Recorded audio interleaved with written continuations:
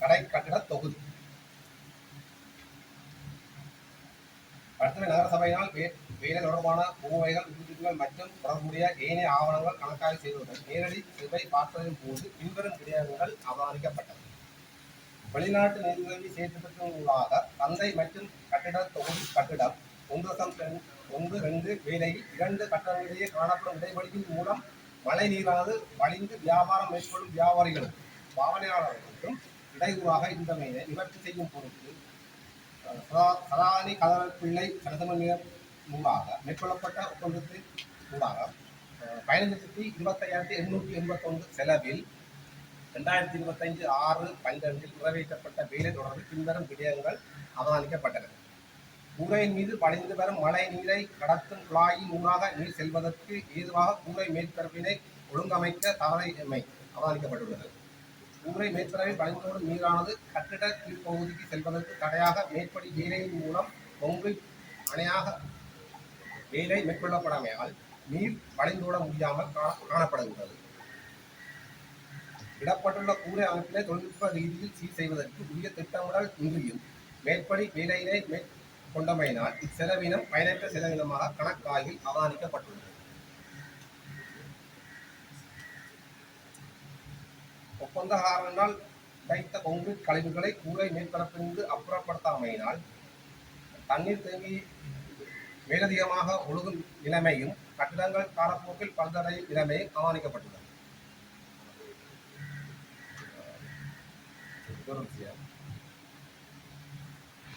செய்யப்பட்ட காணி தொடர்பான கோவைகள் உறுதிச்சுட்டுகள் மற்றும் தொடர்புடைய ஏனைய ஆவணங்கள் கணக்காய்வு செய்ததுடன் நேரடி செவ்வை பார்த்ததின் போது பின்வரும் விடயங்கள் அவதானிக்கப்பட்டன. ஆசிய அபிவிருத்தி வெளிநாட்டு நிதியுதவி வடக்கு கிழக்கு மாகாண சமுதாய மறுசீரமைப்பு அபிவிருத்தி திட்டத்தினூடாக 2009 ஆண்டில் பஸ் நிலையத்திற்கு அருகேயுள்ள மரக்கரை சந்தையில் கூடிய கடைத்தொகுதி நிர்மாணிக்கப்பட்டிருந்த நிலையில் புரிதொரு மரக்கரை சந்தை உருவாக்கும் நோக்கில் தனியாருக்கு சொந்தமான காணி ஒன்று 23 மில்லியன் ரூபாய் செலவில் கொள்வனவு செய்யப்பட்டமை அவதானிக்கப்பட்டுள்ளது.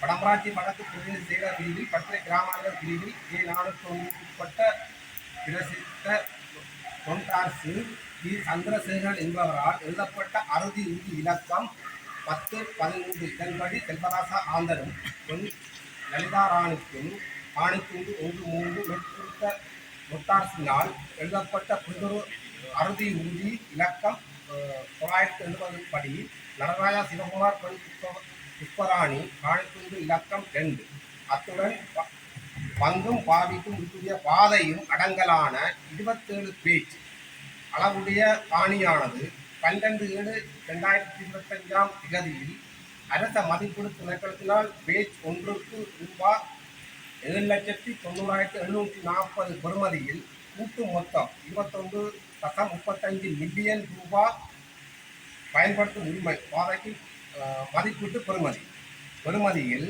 மதிப்பிடப்பட்டிருந்த நிலையில் ரூபாய் 23 மில்லியன் கொள்வனவு செய்யப்பட்டு தனியார் காணி கொள்வனவு செய்யப்பட்டது. இக்காணி கொள்வனவுக்கு அரச மதிப்பீட்டு திணைக்களத்தால் மதிப்பிடப்பட்ட பெறுமதிக்கு முரணாக வடக்கு மாகாண ஆளுநரின் அனுமதியை பெற்று கொடுப்பனவு செய்யப்பட்டமையினால் ரூபாய் 16,50,000 ரூபாய் மேலதிகமாக கொடுப்பனவு ஏற்படுத்தப்பட்டுள்ளது. கடற்கரை பிரதேச நகரசபை எல்லைக்குட்பட்ட பிரிவில் மரக்கரை சந்தை கடை தொகுதி நிர்மாணிப்பதற்கான காணியானது ரூபாய் 23 மில்லியன் செலவில் பெருகை நடைமுறையினை பின்பற்றாது தனியாரிடம் கொள்வனவு மேற்கொள்ளப்பட்டுள்ளது. காணியானது உரிமை மாற்றம் செய்வதற்கு நடைமுறை சந்தையில் நிலவும் காணியின் முகப்பெறுமதியில் 1% சட்டத்தரணி கொடுப்பனவாக வழங்கப்படுகின்ற நிலை காணப்படுகின்ற போதும் நகர சபையினால் பெருகை நடைமுறையினை பின்பற்றாது 2% கொடுப்பனவு மேற்கொள்ளப்பட்டதன் விளைவாக ரூபாய் 2,30,000 ரூபாய் மேலதிகமாக கொடுப்பனவாக எழுந்துள்ளது. மேற்படி அவதானிப்புகள் தொடர்பாக தங்களின் கருத்துக்களை எடுக்க உள்ள நடவடிக்கைகளையும் 7 நாட்களுக்கு கணக்காய்வு அறிய தருமாறு கேட்டுக்கொள்கின்றேன்.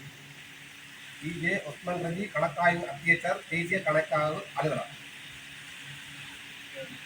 நகரசபையால் கொள்வனவு செய்யப்பட்ட காணி தொடர்பான பூவைகள் பதிச்சீட்டுகள் மற்றும் தொடர்புடைய ஏனைய கணக்காய்வு செய்ததுடன் நேரடி சேவை பார்த்தது போது பின்வரும் அவதானிக்கப்பட்டது. அடுத்த விடையா 2017ஆம் ஆண்டு காலப்பகுதியில் சபையால் தீர்மானம் மேற்கொள்ளப்பட்டு பத்திர பிரதேச சபையில் அரச காணியை கோரிக்கை செய்யப்பட்டு 2 ஏக்கர் விஸ்திரமுள்ள அரச காணி ஒன்று ஒதுக்கீடு செய்யப்பட்டிருந்ததுடன் சபை நிதி மூலம் எல்லைக்கான அத்திவாரம் விடப்பட்டிருந்தது. வழங்கப்பட்ட அரச காணியானது பத்திர பிரதேச சபையின் அதிகார எல்லைக்குள் காணப்படுகின்ற போதிலும் அதனை திண்மக்கழிவு பரிகாரத்துக்கு பயன்படுத்துவதற்கு பத்திர பிரதேச சபையின் அனுமதி பெற்றுக் கொண்டிருக்கப்படவில்லை. 2. மேற்படி அரச காணியானது புறப்பட்ட நோக்கத்துக்கு தொடர் நடவடிக்கை ஏதுமின்றி குறித்தொரு தனியார் காணியானது ரூபாய் 12.6 மில்லியன் செலவில் அதே பிரதேச சபை அதிகார எல்லைக்குட்பட்ட பிரிவில் திண்மக்கழிவு பரிகாரத்து நிலையத்துக்கு ஒருகை நடைமுறையை பின்பற்றாது இத்தனியார் காணியானது கொள்வன செய்யப்பட்டுள்ளது. காணியின் எல்லையானது உயிர் வேலியாக காணப்பட்டிருந்த போதும் தற்போதைய நிலை அளவிட படம் பெற்றுக்கொள்ளப்படாது 10 ஆண்டுகளுக்கு முற்பட்ட நில அளவை படத்துடன் தனியார் காணியானது நில விஸ்திரமானது உரிய நில அளவீடுகளானது ஆவணச் சான்றின்றி மேற்கொள்ளப்பட்ட கொள்வனவினை திருப்திகரமாக கணக்காய்வில் ஏற்று சான்றுபடுத்த முடியாதுள்ளது. திண்மக்கழிவு பரிகரிப்பு நிலைய தேவைக்காக கொள்வனவு செய்யப்பட்டுள்ள தனியார் காணிக்கு உள்ளாட்சி அதிகார சபை முன் அனுமதியை பெற்றுக்கொள்ள நடவடிக்கை எடுக்கப்பட்டிருக்கவில்லை. நெற்செய்கை காணிகள் சுற்றிவர காணப்படுகின்ற போதிலும் அரசாங்கத்தினால் அங்கீகாரம் வழங்கப்பட்ட பறவைகள் சரணாலயம் அண்மையில் காணப்படுகின்றவை மற்றும் அரச காணியினை ஓர் எல்லையாக காணப்படுகின்றதை கருத்தில் கொள்ளாமலும் கமக்கார அமைப்புகளுடன் கலந்தாலோசிக்காமலும் காணி கொள்வதற்கான சாத்திய வள அறிக்கை புறப்படாமலும் கொள்வனவு மேற்கொள்ளப்பட்டுள்ளது. அரச காணிகள் பெற்றுக்கொள்ளக்கூடிய பிரதேசமாக இருந்தும் தனியார் காணியினை கொள்வனவு செய்தமையானது தேவைக்கு புறம்பான விடயமாக அவதானிக்கப்பட்டுள்ளதுடன் இக்காணியினை திண்ம கழிவு பரிகாரத்துக்கு பயன்படுத்துவதற்கு பத்திர பிரதேச சபை அனுமதியும் பெற்றுக்கொள்ளவில்லை. காணியானது உரிமை மாற்றம் செய்வதற்கு நடைமுறை சந்தையில் நிலவும் காணியின் முகப்பெறுமதியில் 1% சட்டப்பேரவை கொடுப்பதாக வழங்கப்படுகின்ற நிலை காணப்படுகின்ற போது நகர சபையால் பெருகை நடைமுறையினை பின்பற்றாது 2% கொடுப்பனவு மேற்கொள்ளப்பட்டதன் விளைவாக ரூபாய் 1,26,000 மேலதிக கொடுப்பனவாக எழுந்துள்ளது. உரிய முன் அனுமதிகள் பெற்றுக்கொள்ளாதும் தற்போதைய நடைமுறை சந்தை விலையானது பரப்பொன்றுக்கு அன்னளவாக ரூபாய் 50,000 நிலவுகின்ற நிலையில் அரச விலை மதிப்பீடு திணைக்களத்தின் மதிப்பீடு மட்டும் கருத்தில் கொண்டு பெருகை நடைமுறையின்றி பொதுமக்களுக்கு பகிரங்கப்படுத்தல் இன்றியும் மேற்கொள்ளப்பட்ட தனியார் காணி கொள்வனவு கூட்டு மொத்தம் 12.82 பில்லியன் ரூபாய் பயன்பாடற்ற செலவினமாகவும் அத்துடன் கொள்விலையில் மேலதிக கொடுப்பனவு எழுந்துள்ளமையும் அவதானிக்கப்பட்டுள்ளது. மேற்கொள் தொடர்பாக தங்களின் கருத்துக்களை எடுக்க உள்ள நடவடிக்கைகள் 7 நாட்களுக்கு கணக்காய்வு அறிவித்தருமாறு கேட்டுக்கொள்ளுங்கள். கணக்காக அந்த எல்லா இடங்களும் அவதானிக்கப்பட்டு இந்த அறிக்கையை தந்திருக்கு என்ற நோய்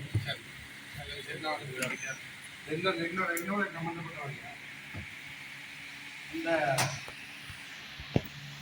சட்டத்திறனின் ஃபீஸ் என்றது டிஃபைன் பண்ணப்படலை.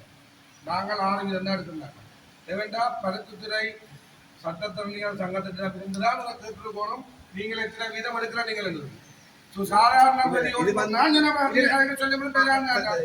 மற்றது இந்த நீங்கள் ஓடிட்டு ரெஜி என்பவர் போன உங்களோட ஏஎன்சி கூட்டத்தில் உங்களுக்கு சொன்னவர் இந்த சந்தை கட்டணத்துல இந்த இன்குவாரி எல்லாம் போய் கொண்டு நீங்கள் எப்படியும் தோத்து விடக்கூடாது சொன்னதுக்கு ஆதாரம் இருக்குது. அப்படியான ஒரு பக்க தேர்வான ஓடிட்டு நடந்து இருக்குது.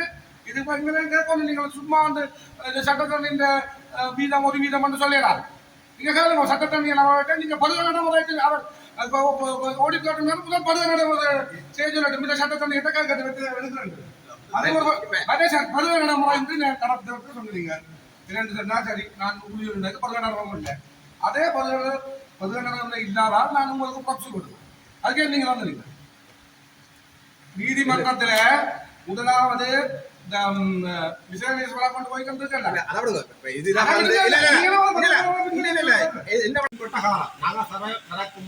சம்பவங்கள் காணி கொள்முதல் சபை வந்து எடுக்குது. அதுக்கு முன்னாடி நடந்த விஷயங்கள் போன சபையில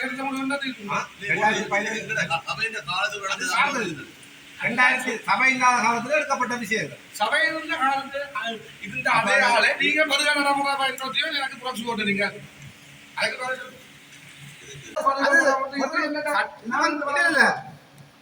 சட்டத்தரணி யார் நியமிச்சது? சபை இல்லாத காலத்திலே நீங்களா இருக்கிறீங்க. சபை இல்லாத காலத்திலேயே நீங்களா இருக்கிறீங்க.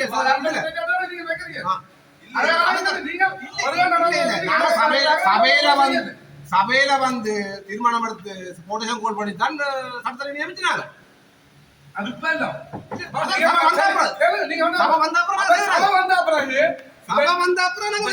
சபைக்கு உட்பட்ட விஷயங்கள் இதுல என்ன நடந்தது இந்த விடயங்களை நாங்கள் தெரியப்படுத்த வேண்டியது. சபை உறுப்பினர்கள் தெரியப்படுத்துவீங்க.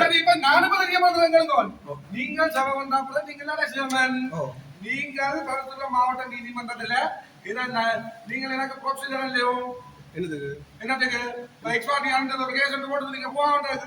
முதல் நாள் இல்ல இல்ல இல்ல அப்ப இல்ல இல்ல நீங்க வந்தால என்ன நீங்க அதனால இதான் நீங்க இல்ல இல்ல சபை வந்தாப்புல அத வந்து சபையிலே உள்ள அது ஏதவே அந்த கேஸ் போய் கொண்டிருந்த கேஸ் அது புதுசா போடல சபை வந்து போடல அந்த கேஸ் சபை வந்து போடல நீங்க ஆட்சி பண்ணே இல்ல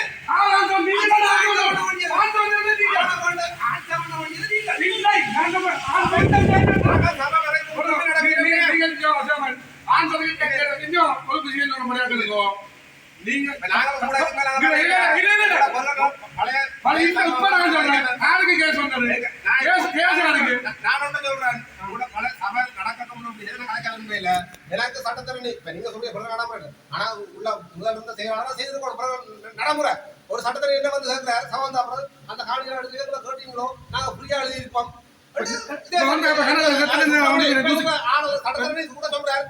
காணி எடுக்கணும் பண்ணா நாங்கள் மக்கள் வரிப்படுத்த நாங்கள் மக்கள் வரி கட்டுறோம். நகரசபை கிடையாது நாங்கள் ஃப்ரீயா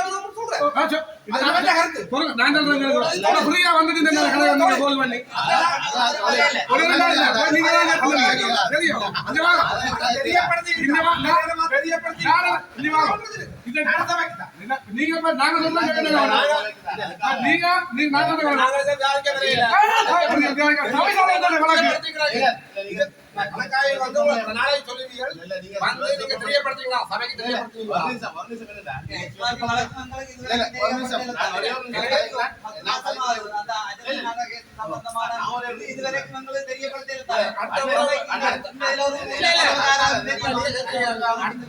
அடுத்த முறை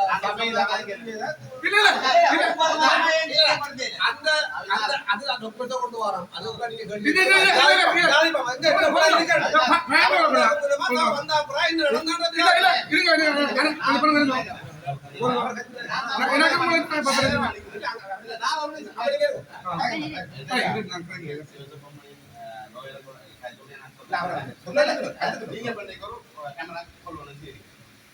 நாளைக்கு வந்து நான் சொல்லிட்டு என்ன சொன்னா நான் சும்மா வாங்கிக்கிறேன். இது வேற நீங்க சும்மா அது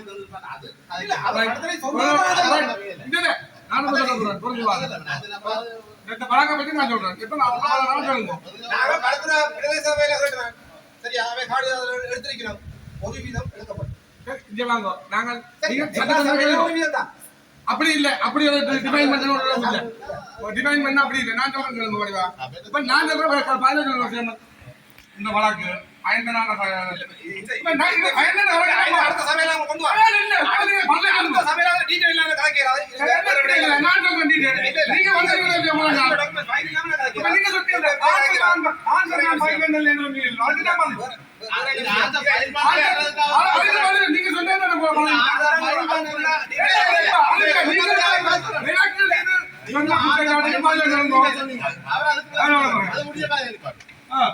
நீங்க சொன்ன நீங்க சொன்னீங்க ஆன்சர் தான் சொல்லி போட்டு அவே சொல்லப்படாமல் தடுக்கிறார்.